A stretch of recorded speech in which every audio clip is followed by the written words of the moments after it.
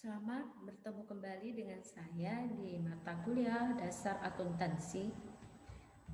Ini adalah pertemuan kita yang ke-9. Kali ini kita akan membahas tentang ayat jurnal penyesuaian. Jurnal penyesuaian adalah jurnal yang dibuat karena adanya ketidaksesuaian antara akun-akun atau perkiraan-perkiraan pada neraca saldo dengan keadaan yang sebenarnya. Jurnal penyesuaian disusun berdasarkan data dari neraca saldo dan data penyesuaian di akhir periode. Nah, ini saya akan menampilkan ada 6 akun yang memerlukan penyesuaian. Yang pertama, perlengkapan. Yang kedua, beban dibayar di muka. Bisa dicatat sebagai harta, bisa juga dicatat sebagai beban. Yang ketiga, pendapatan diterima di muka. Bisa dicatat sebagai utang, bisa juga dicatat sebagai pendapatan. Yang keempat, pendapatan yang masih harus diterima. Dan yang kelima, beban yang masih harus dibayar. Kemudian yang terakhir, penyusutan aktiva tetap. Nah, ini contoh dari perlengkapan. Ayat jurnal penyesuaian untuk perlengkapan seperti ini. Di debit itu ada beban perlengkapan, di kreditnya ada perlengkapan. Nah, kita harus mencari berapa nominal atau berapa rupiah yang harus dicantumkan di kolom debit maupun di kreditnya. Nah, ini saya kasih keterangan dalam tanda kurung ini sebesar yang telah tercapai. Jadi ini sebesar yang telah tercapai itu dimasukkan ke dalam kolom saldo debit maupun di saldo kreditnya. Ya. Di sini selisih yang ada itu merupakan biaya ya atau perlengkapan tersebut. Nah, beban perlengkapan tersebut ya. Oke, ini contohnya. Pada neraca saldo per 31 Desember 2016 terdapat akun perlengkapan kantor sebesar 6 juta rupiah. Pada waktu perhitungan ternyata nilai perlengkapan yang ada sebesar 3.500.000 rupiah. Nah, kita diminta membuat ayat jurnal penyesuaiannya seperti ini. Perlengkapan kantor yang terpakai itu sebesar ya, kita mendapatkan selisihnya di sini. Didapatkan dari 6 juta rupiah dikurangi dengan 3.500.000 rupiah. Didapatkan sebesar selisihnya yaitu 2.500.000 rupiah. Nah, inilah yang akan kita masukkan ke dalam saldo di debit maupun di saldo di kreditnya. Nah, ayat jurnalnya seperti ini. Jangan lupa kita cantumkan tanggal 31 Desember tahun 2016. Di debitnya itu beban perlengkapan kantor sebesar 2.500.000 rupiah. Kemudian di kreditnya ada perlengkapan kantor sebesar 2.500.000 rupiah. Berikutnya, ini untuk beban dibayar di muka. Nah, jika dicatat sebagai harta, bagaimana? Nah, seperti ini. Di debitnya itu beban, misalnya beban penyusutan atau beban bunga dan sebagainya. Nah, itu tergantung data transaksinya apa. Jadi di debitnya itu ada beban, titik-titik, kemudian saldonya ini ya dicantumkan, kemudian di kreditnya misalnya apa gitu ya, beban apa tadi di dalam soalnya atau di dalam data transaksinya. Nah, kita cantumkan di sini untuk di kreditnya misalnya sewa dibayar di muka atau apa itu di kreditnya itu harus sama dengan nominal di debitnya. Jadi untuk mendapatkan itu kita harus melihat catatan ini sebesar yang telah menjadi beban. Jadi yang telah menjadi beban itu bisa dicatat sebagai harta. Itu sebesar berapa? Nominalnya dicantumkan di debit maupun di kreditnya. Berikutnya, jika dicatat sebagai beban itu seperti apa? Nah, di debitnya titik-titik dibayar di muka sekian, kemudian di kreditnya misalnya beban apa gitu ya, beban titik-titik sebesar sekian di kreditnya. Nah, ini dalam kurung keterangannya sebesar yang belum menjadi beban, berarti kebalikan ya. Beban kebalikan dari harta. Jadi untuk beban itu sebesar yang belum menjadi beban. Nah, itu seperti apa? Kita lihat di contohnya. Ini, pada tanggal 1 Agustus 2016, perusahaan membayar premi asuransi untuk 1 tahun sebesar Rp5.400.000. Buatlah jurnal penyesuaian jika dicatat sebagai harta dan jika dicatat sebagai beban. Nah, seperti apa perhitungannya? Nah, ini bisa kita lihat di sini. Nah, ini di bagian sebelah kiri itu sebanyak 5 bulan itu bisa dianggap menjadi apa? Harta. Nah, asuransi yang telah menjadi beban. Nah, ini adalah hartanya. Kemudian di sebelah sisi kanan selama 7 bulan ini itu merupakan beban, dicatat sebagai beban ya, itu merupakan asuransi yang belum menjadi beban. Nah, 5 bulan didapatkan dari ya selama 1 bulan Agustus, kemudian 1 bulan September ya, Agustus, September, Oktober, November, Desember itu terhitung adalah 5 bulan. Nah, ini harus kita catat seperti apa ketika melakukan tutup buku di tanggal 31 Desember 2016 ini. Nah, seperti ini. Ya. Jika dicatat sebagai harta, itu kita ambil dari perhitungan 5 bulan. 5/12. Ya, 12 bulan dalam 1 tahun, dalam 1 periode, jadi 5/12 dikali dengan Rp5.400.000. Jadi dapatlah hasilnya itu sebesar Rp2.250.000. Nah, inilah yang harus diposisikan di saldo debit maupun di saldo kreditnya. Nah, ayat jurnal penyesuaiannya seperti ini. 31 Desember 2016 di debitnya ada beban asuransi. Kemudian ya, beban asuransi sebesar Rp2.250.000. Kemudian di kreditnya itu ada asuransi dibayar di muka sebesar Rp2.250.000. Ini adalah dianggap sebagai harta. Jika dianggap sebagai beban, ya, itu kita hitung yang 7 bulannya, kita masukkan yang 7 bulannya. Oke, jadi 7 bulan itu didapatkan dari 31 Desember ke 31 Januari itu 1 bulan.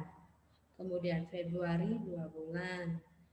Ya, Februari, Maret 3 bulan dan seterusnya sampai di tanggal jatuhnya terakhir tanggal 1 ya, di tanggal 1 Agustus tahun 2017 itu sudah terhitung menjadi 7 bulan. Jadi 7 bulan itu didapatkan dari ini ya. Ya, jadi kita hitung untuk mencari saldonya berapa. Nah, 7/12 dikali Rp5.400.000. Jadi didapatkanlah Rp3.150.000. Nah, ini yang harus kita masukkan ke dalam saldo di debit maupun di saldo kreditnya. Ayat jurnal penyesuaiannya di sisi debit itu ada asuransi dibayar di muka, kemudian di kreditnya itu ada beban asuransi.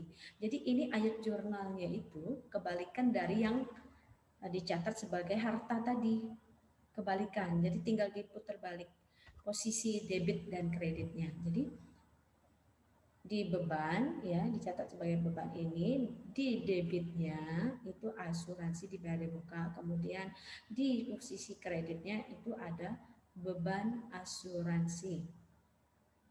Oke. Nah, ini yang ketiga. Ketiga ini adalah pendapatan diterima di muka. Nah, seperti apa jika dicatat sebagai pendapatan dan seperti apa jika dicatat sebagai utang atau kewajibannya perusahaan. Oke, yang pertama ya, jika dicatat sebagai pendapatan, ini ayat jurnalnya ya di posisi debit itu ada pendapatan apa misalnya. Pendapatan bunga dan sebagainya. Nah, pendapatan titik-titik sebesar berapa. Nah, kemudian di kreditnya itu titik-titik ya diterima di muka sebesar sekian. Nah, sekiannya ini kita dapatkan dari ini. Sebesar yang telah menjadi pendapatan. Ya, setiap dalam tanda kurung ini ya, buka tutup kurung ini itu catatan buat kita. Jadi ini di debit maupun di kredit itu bisa kita dapatkan dari sebesar yang telah menjadi pendapatan. Kemudian jika dicatat sebagai utang, ya ayat jurnalnya seperti ini. Coba kita lihat, ini kebalikan dari yang di atas. Nah, jadi tinggal diputar balik posisi debit dan kreditnya.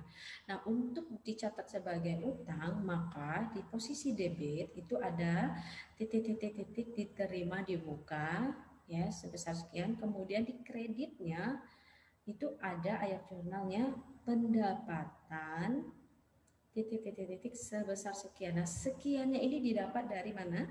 Dari sebesar yang belum menjadi pendapatan. Nah, berarti kebalikan dari yang atas. Ya. Sebagai utang itu yang belum menjadi pendapatan, tapi jika dicatat sebagai pendapatan itu yang telah menjadi pendapatan, ya kebalikannya. Oke, ini contoh. Pada tanggal 1 Mei 2016 diterima sewa untuk 2 tahun sebesar Rp6.900.000 dan sewa diterima tunai. Jadi kita menerima uang tunai ya, ibaratkan kita punya ruko nih. Terus kita mau menyewakan ke orang lain. Nah, tiba-tiba ada customer yang memang membutuhkan tempat untuk buka usaha. Jadi dia butuh sewa ruko. Nah, ruko kita itu disewa, dibayar tunai ya untuk selama 2 tahun. Jadi diberikan uang sewanya itu di awal, di muka. Jadi kita menerima uang tunai dari si pelanggan atau customer atau penyewa ruko kita itu dibayar tunai untuk 2 tahun sebesar Rp6.900.000 ini. Nah, kita diminta ya mencatatnya jika sebagai pendapatan, dianggap sebagai pendapatan. Bagaimana? Nah, jika dicatat sebagai utang itu bagaimana? Di dalam pembukuan kita seperti apa kita harus mencatatnya. Baik, kita lihat ini perhitungan pendapatannya seperti ini.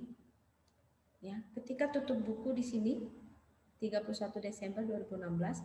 Nah, itu di 1 Mei 2016 ya. Berarti kan 1 Mei 2016 ke 31 Mei itu terhitung 1 bulan. Kemudian bulan 6, bulan Juni itu 2 bulan. Ya, Juni, Juli, Agustus, September, Oktober, November, Desember. Nah, itu adalah 8 bulan hitungannya. Nah, inilah yang menjadi pendapatan kita. Ya, sewa yang telah menjadi pendapatan. Berikutnya ini yang 16 bulan ya, kan 2 tahun tuh. Dari tahun 2016 ke 2018. Selama 2 tahun kan sewa ruko kita. Oke, berarti 16 bulan ya ini merupakan utang bagi kita. Ya, karena kita belum memiliki hak sepenuhnya atas uang sewa yang kita terima di awal.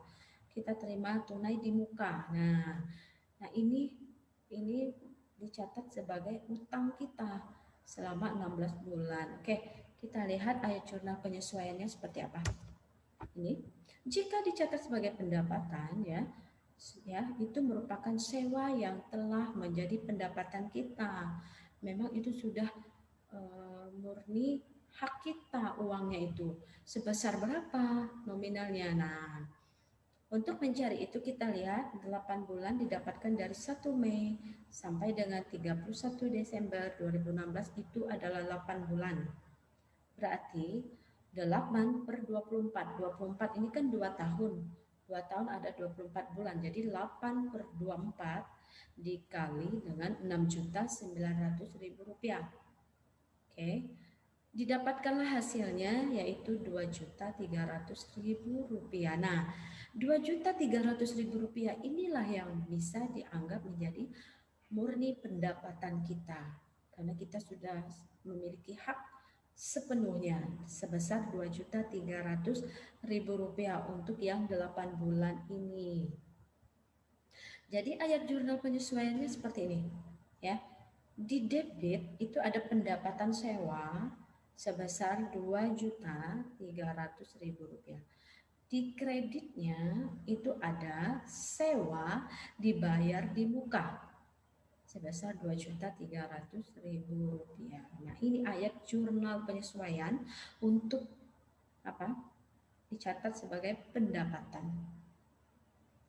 Bagaimana dengan dianggap sebagai utang kita yang 16 bulan tadi?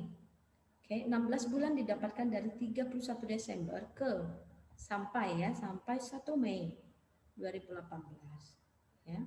Berarti 16 per 24 dikali dengan 6.900.000 rupiah didapatkan hasilnya ya sebesar 4.600.000 rupiah. Nah, 4.600.000 rupiah ini belum sepenuhnya menjadi hak kita. Karena apa? Karena si penyewa ruko kita belum selesai menyewa ruko kita. Belum genap 2 tahun. Jadi yang 16 bulan ini kita harus mencatatnya sebagai utang kita. Utang apa? Utang menyediakan tempat sewa tadi. Oke, jadi uang yang sudah kita terima yang masih ada 4.600.000 ini ya itu belum murni menjadi pendapatan kita. Jadi kita harus mencatatnya sebagai utang. Nah, ayat jurnal penyesuaiannya seperti ini. Di debit itu sewa diterima di muka sebesar 4.600.000. Kemudian ada pendapatan sewa. Pendapatan sewanya harus dikredit. Oke. Nah, 4.600.000 rupiah. Jadi ayat jurnalnya kebalikan dari yang tadi. Coba kita lihat. Nah, pendapatan sewa dibayar muka. Kemudian kita lihat untuk dicatat sebagai utang, kebalikan. Posisi debit dan kredit tinggal dibalik. Nah, sewa diterima di muka, kemudian di kreditnya yaitu pendapatan sewa. Pendapatan sewa di kredit artinya kita belum sepenuhnya bisa menganggap itu menjadi pendapatan kita. Jadi masih minus. Oke, pendapatan minus di posisi kredit. Nah, tuh. Untuk berikutnya yang nomor 4. Ini tentang pendapatan yang masih harus diterima, berarti piutang. Pendapatan yang masih harus diterima. Ayat jurnal penyesuaiannya seperti ini. Posisi di debit itu ada piutang. Titik, misalnya piutang bunga atau sebagainya. Nah, untuk di posisi kreditnya itu ada pendapatan titik, ya, pendapatan apa misalnya. Nah, untuk saldo debit maupun di saldo kreditnya itu bisa didapatkan dari ini. Dalam kurung ini sebesar pendapatan yang telah terjadi. Oke, kita lihat.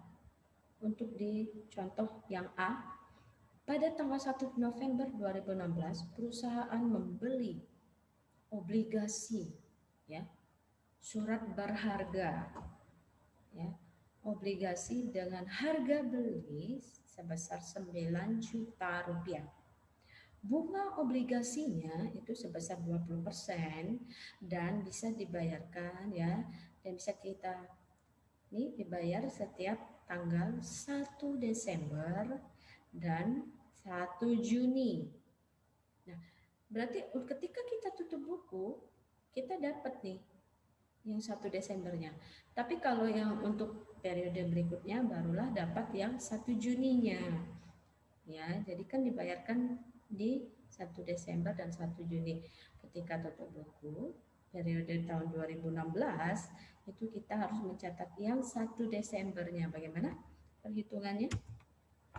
Seperti ini. Perhitungan bunga untuk yang soal A. Nah, ketika tutup buku ya tanggal 31 Desember 2016 itu kita dapatkan 1 bulan. Ya, dari tanggal 1 Desember ke 31 Desember itu terhitung 1 bulan. Oke.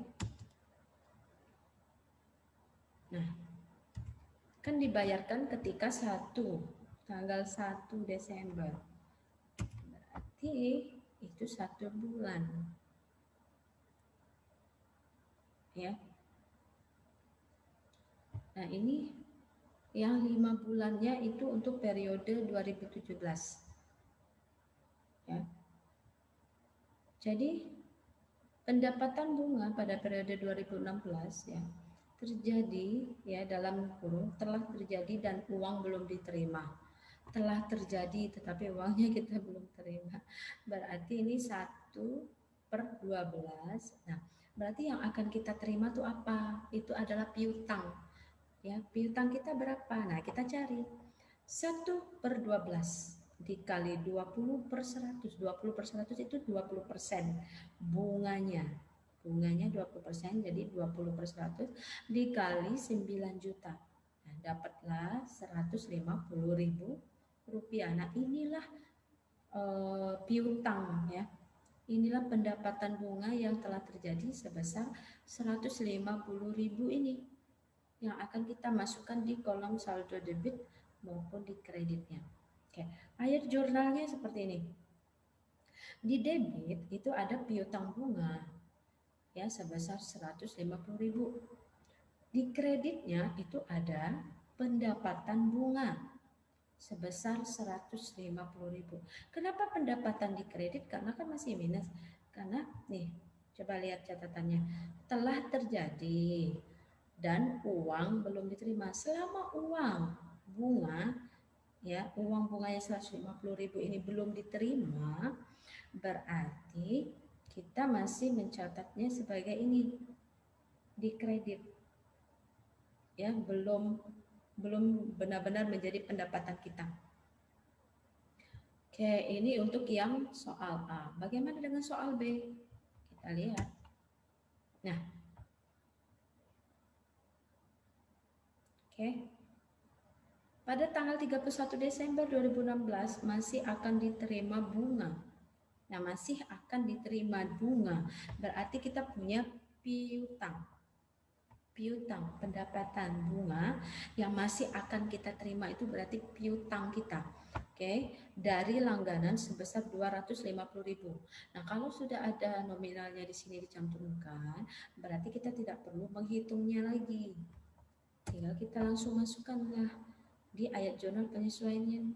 Seperti ini D di debitnya ya, piutang bunganya sebesar 250.000, kemudian di K di kreditnya itu ada pendapatan bunganya ya sebesar 250.000. Jadi ayat jurnal untuk soal A dan B itu sama. Ayat jurnal di debit maupun di kreditnya apa itu sama semua. Oke. Nah, ini untuk apa? Piutang.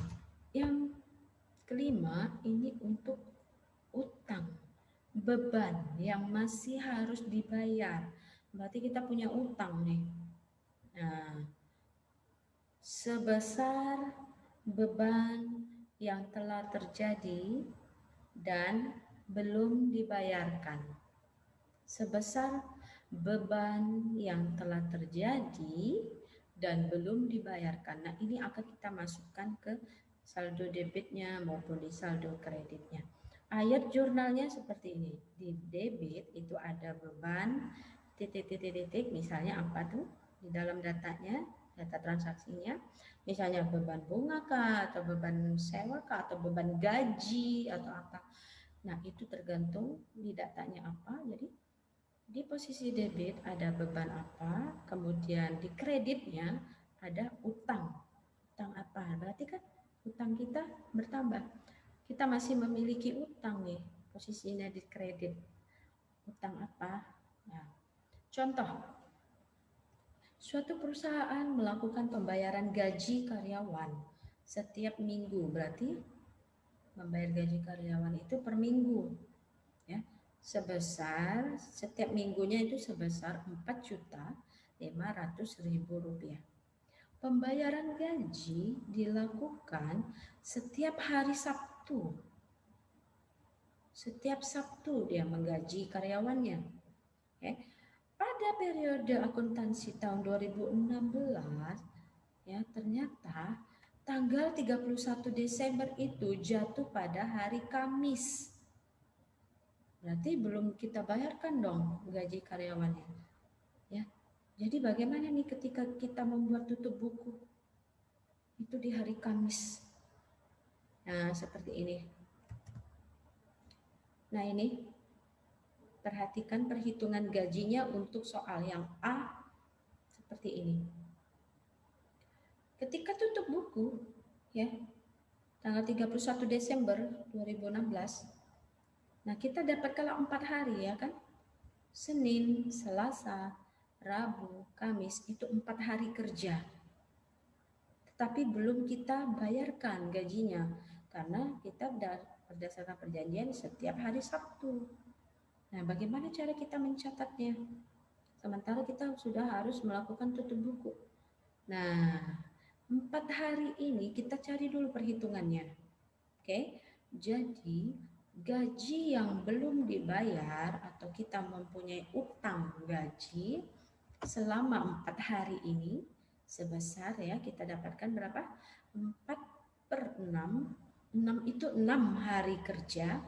Jadi 4/6 dikali dengan 4.500.000 rupiah, ya, dapatlah hasilnya itu sebesar 3 juta rupiah. 3 juta inilah menjadi utang gaji karyawan kita.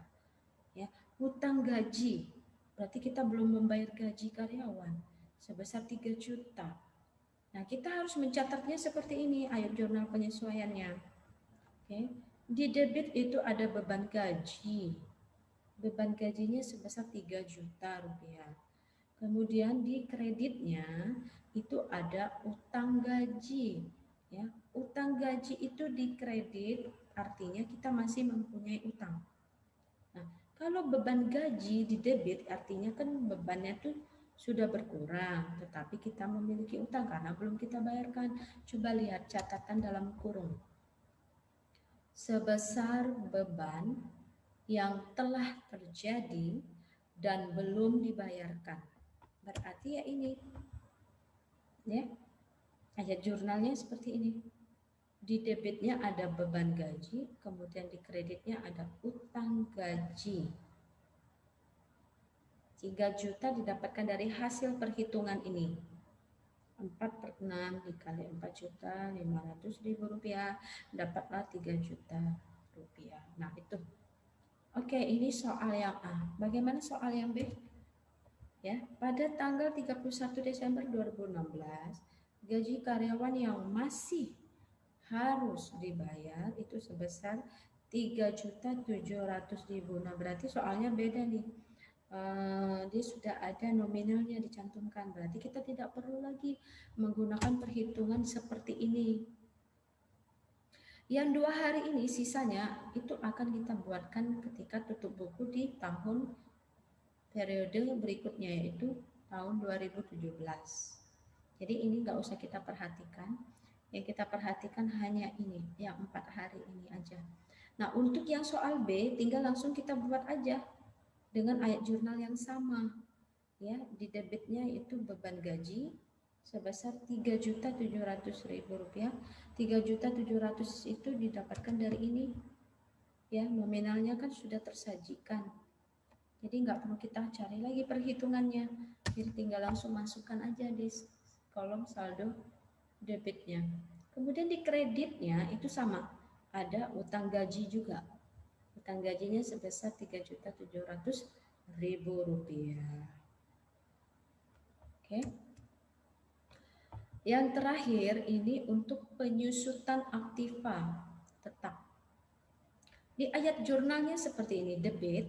Di debitnya ada beban penyusutan titik-titik sebesar sekian. Kemudian di kreditnya ya ada akumulasi penyusutan titik-titik sebesar sekian. Nah, dalam kurung di sini catatan sebesar penyusutan per tahun. Berapa sebesar penyusutan per tahunnya? Nah, itu. Jadi beban penyusutan itu sudah berkurang sebesar sekian. Akumulasi penyusutannya pun sudah berkurang, ya berangsur-angsur. Jadi perhitungannya kan per tahun tuh. Jadi akumulasi penyusutannya sudah berkurang, untuk di periode ini berkurang sekian. Di periode yang akan datang akan berkurang sekian juga akumulasi penyusutannya. Dan yang terakhir misalnya tergantung soalnya sampai berapa tahun penyusutannya. Nah, jadi akumulasi penyusutan itu posisi di kredit itu artinya sudah berkurang sebesar sekian untuk per 1 tahun, per periode. Ya, akumulasi penyusutan berkurang. Oke, kita lihat contohnya. Pada neraca saldo per 31 Desember 2016 terdapat akun peralatan sebesar 10 juta. Ya, 10 juta inilah harga perolehan nanti ya. Ya, harga perolehan itu ketika kita membeli suatu barang itu dikatakan harga perolehan, ya. Jadi untuk membeli peralatan kemarin itu sebesar 10 juta rupiah harganya. Jadi inilah harga perolehannya. Oke. Dan akumulasi penyusutan peralatannya sebesar Rp1.500.000. Penyusutan per tahun 5% dari harga perolehan. Nah, itu perlu kita ada perhitungan berarti. Oke. Buatlah jurnal penyesuaiannya. Kita terlebih dahulu harus menghitung penyusutan per tahun itu berapa. Penyusutan per tahunnya itu didapatkan dari 5% dikali harga perolehan yaitu sebesar 10 juta rupiah. Jadi didapatkanlah penyusutan per tahunnya sebesar Rp500.000. Jadi ini yang akan kita masukkan ketika kita tutup buku di periode 2016, 31 Desember 2016. Ya, sebesar 500.000. Oke, kita lihat ayat jurnalnya. Di debit itu ada beban penyusutan peralatan sebesar 500.000, kemudian di kreditnya akumulasi penyusutan peralatan sebesar 500.000. Jadi, ya, akumulasi penyusutan itu sudah berkurang untuk ketika tutup buku di periode tahun 2015 ya, sebesar 500.000.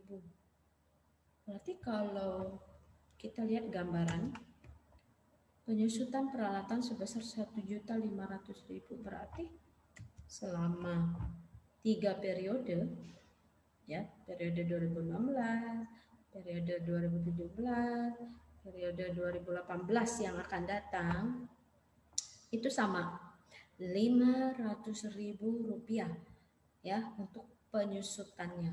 Akumulasi penyusutan di tahun per tahun di setiap tahunnya itu sebesar Rp500.000. Nah, inilah ayat jurnal penyesuaian ya untuk penyusutan aktiva tetap. Oke. Materi kita sudah selesai sampai di sini. Akun-akun penyusutan apa saja sudah saya jelaskan satu persatu. Berikut contoh-contohnya, berikut perhitungan-perhitungannya, dan ayat jurnal penyesuaiannya seperti apa. Nah, semoga Anda semua mudah memahaminya, dan jika sekiranya masih ada yang perlu ditanyakan atau kurang dipahami, itu silakan Anda tanyakan ketika pertemuan kita yang ke-9 nanti, ya. Dan boleh juga di WhatsApp grup kalau ada pertanyaan. Silakan diajukan ketika di pertemuan ke-9 di Google Classroom, ya. Boleh ajukan pertanyaan. Untuk ayat jurnal penyesuaian ini, materi kita minggu ini sudah selesai, ya. Terima kasih atas perhatiannya. Tetap semangat dalam belajar dan tetap sehat, jaga kesehatan, ya. Salam sehat.